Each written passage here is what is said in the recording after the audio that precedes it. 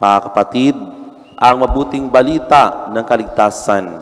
Pinupuri ka namin, Panginoong Hesukristo. Magandang umaga sa inyong lahat. Ang ating pagbasa napaka-intense. Bakit? Sapagkat sinasabi sa atin ito na magtatapos na ang kalendaryo ng ating simbahan. Ngayong darating na linggo, tayo po ay uumpisahan na natin ang unang Adbyento o pasimula na ng unang Adbyento. Kaya nga, inihahanda natin ang ating puso sa dalawang bagay. Una, yung pagdating ng Adbyento, nung unang pagdating ng Panginoon, at ang ikalawa ay yung inihintay nating ikalawang pagbabalik o pagdating ng ating Panginoong Hesukristo. Pinapakita lamang sa atin ito na sa liturhiya, na hindi lamang yung liturhiya ng kalendaryo ng simbahan ang magtatapos, but it reminds us na magwawakas ang panahon. So, dapat i-anticipate natin yan bilang mga Kristiyano. But do not be afraid. Why? Because God is always with us.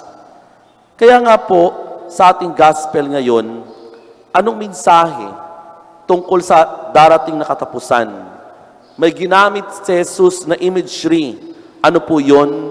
Yung panahon, yung season. At sinasabi niya sa pamagitan lalarawan ng puno ng igos at iba pang punong kahoy.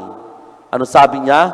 Kapag ang mga ito ay madamo, ito'y tanda na malapit na ang tag-araw. Gayon din ang takda ng panahon na nagsasabing malapit na ang paghahari ng Diyos. Subalit mga kapatid, hindi naman ibig sabihin ito na magugunaw na ang mundo. Gaya ng iniisip ng iba na sinasabi nila, magugunaw na ang mundo. Dapat natakot kayo sa Diyos. Magbagong buhay kayo.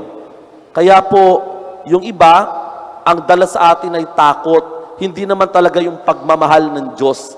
Tinatakot tayo para lumipat tayo ng relihiyon. Ginagamit ang mga sakuna, mga pangyayari sa ating kapaligiran para tayong lahat ay matakot. Hindi naman po yun ang pinakaminsahe ng lahat, mga kapatid. Kaya ngayong araw na ito, para sa akin, dalawa ang mahalagang dapat nating pagnilayan. As a modern day, mga disciples ng Panginoong Hesukristo, tinatawagan tayo sa dalawang napakahalagang dapat gawin ng tao. Una, dapat tayong maging vigilance. Dapat tayong magbantay. Dapat tayong magbantay. Kaya nga sabi niya, ang pagbabantay ay isang awareness natin kung ano ang nangyayari sa ating kapaligiran. Ano ang dinidemands nito? Ang dinidemands ay paghahanda at maging sensitibo. Okay, ulitin ko. Dapat sa ating pagbabantay, dapat tayo po ay sensitibo. At the same time, tayo din ay naghahanda. So, ibig sabihin, ano man ang mangyari, whatever happens, we must be, dapat tayo willing to suffer para sa paghahari ng Diyos. So, ibig sabihin nito, concern ako, concern ka, mga kapatid.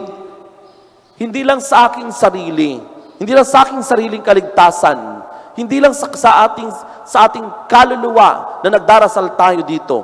Dapat din tayo'y concern para sa iba.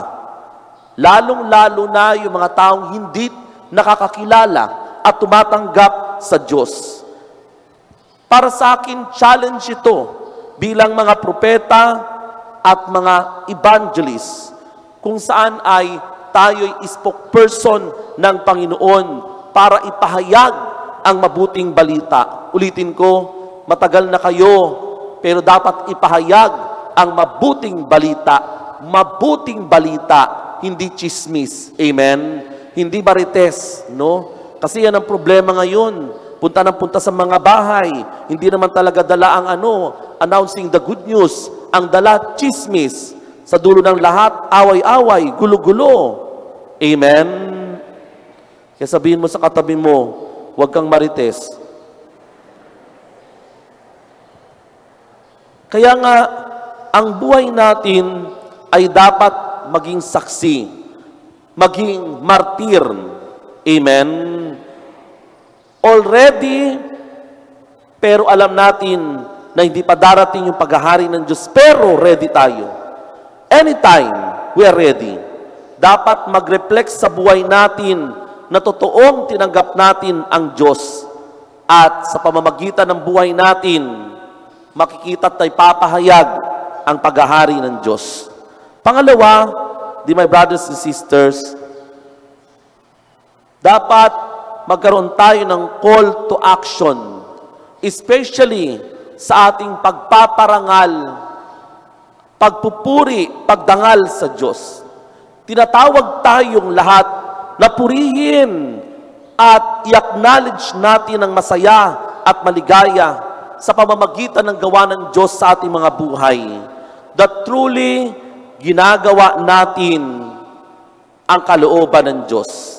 Ini-establish natin ang paghahari ng Diyos sa pamamagitan ng pagpupuri at pagpapasalamat sa Kanya. Na tayo'y aware sa lahat ng ating ginagawa, especially sa kabutihan ng Diyos, that God is good in my life, and God is good in your life, and God is good to all creation. Let us exalt Him and praise Him. Amen? Kaya nga, ang banal na misa, ito isang pasasalamat. Buong simbahan, all the churches in the world, exalt Jesus as our Lord. He is our Master. He is our healer. And He is our provider. Kaya my brothers and sisters, after all, yung pagdating ng Panginoon, the final coming of the Lord Jesus, sabi nga, lahat ng sanlilika ay pupurihin siya at dadakilain siya that truly Jesus is our friend and our Lord. Amen.